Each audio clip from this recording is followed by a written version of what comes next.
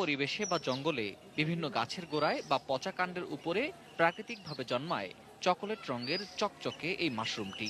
বিদেশ থেকে আমদানি করা এই মাশরুমের গুঁড়া অনেকে ব্যবহার করলেও এর গুণাগুণ সম্পর্কে বেশিরভাগই অবহিত নন।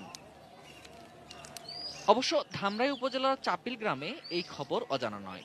মাশরুম গবেষক ডক্টর আনোয়ার হোসেনের কল্যাণে এই মাশরুমের নির্যাস পান করে করোনা থেকে সুস্থ হয়েছেন বেশ কয়েকজন।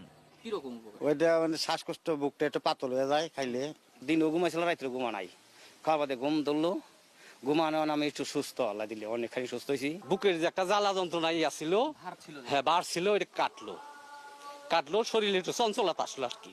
এই গবেষকরা বলছেন ওষুধের রাজা নামে পরিচিত এই গ্যানোডার্মা মাশরুমের নির্যাস ফ্যাগোসাইটোসিস প্রক্রিয়ায় শরীরে লিম্ফোসাইট ও বি সেল তৈরির মাধ্যমে ক্ষতিকর ভাইরাস ও ব্যাকটেরিয়া ধ্বংস করতে পারে এবং মানুষের রোগ প্রতিরোধ ক্ষমতাও বাড়িয়ে দেয় কয়েক গুণ। দুইভাবে কাজ করে। একটা প্রোটিন কোট, যে ভাইরাসের প্রোটিন আবরণ, সেটাকে সিনথেসিস করতে, সংশ্লেষ করতে বাধা দেয়, যে কারণে ভাইরাসটার বৃদ্ধি পায় না, যে কারণে পেশেন্ট কি করে, তার হসপিটালাইজেশন কমে যায়, তার মৃত্যু হার কমে যায়। আরএনএ ডিএনএ পরিমাণটা অস্থি মজ্জায় বৃদ্ধি করে। আমরা জানি বোন ম্যারোতে লিম্ফোসাইট তৈরি হয়, যেটা আমাদের ইমিউনিটি দেয়।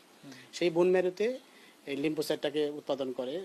সাম্প্রতিক বেশ কিছু গবেষণা বলছে প্রায় 2000 বছর ধরে ওষুধি হিসেবে ব্যবহার হওয়া এই মাশরুমটি করোনা ভাইরাসের বিস্তার রোধেও ম্যাজিকের মতো কার্যকর। বিশ্বের বেশ কিছু জার্নালে প্রকাশ হয়েছে এসব গবেষণা।